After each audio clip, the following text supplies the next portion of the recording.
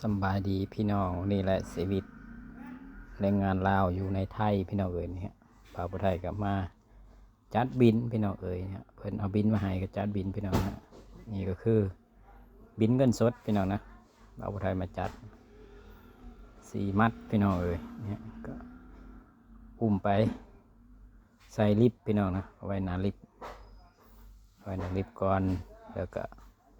กดลิฟต์ขึ้นมาพี่น้องนะใครในพี่น้องเอ๋ยร้านนี่มีลิฟต์ใส่พี่น้องเอ๋ยก็สบายแน่จังหน่อยนะพี่น้องเนาะเอาก็บ่ค่อยได้แบกบันไดนะนี่ก็เอาของเขาลิฟต์พี่น้องเอ๋ยนี่ฮะชีวิตนี่แหละทำงานแต่ละมือกับแบบนี้แหละพี่น้องเอ๋ยเพื่อจะได้เงินเพิ่นโอ้บ่ง่ายๆพี่น้องเพื่อไหลพอแล้วพี่น้องเอ๋ยเพื่อจะได้เงินบ่แม่นง่ายครับพี่น้องนะนี่แหละครับชีวิตแรงงานในลาวพี่น้องทำงานแต่ละมือจังซี่แหละครับ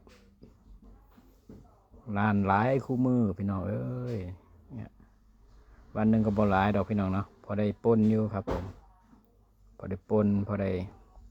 ใส่ใจครับพี่น้องนะเก็บก็บ่หลายดอกพี่น้องฮะชีวิตแรงงานในลาวในไทยชีวิตแรงงานลาวในไทยพี่น้องเอ้ยนี่ว้าวสิผิดพลาดในพี่น้องมือใหม่พี่น้องเอ้ยนี่มีนักมีเบาพี่น้องเอ้ยนี่ขายทุกอย่างพี่น้องนี่ยาดมโปรยเซียนพี่น้อง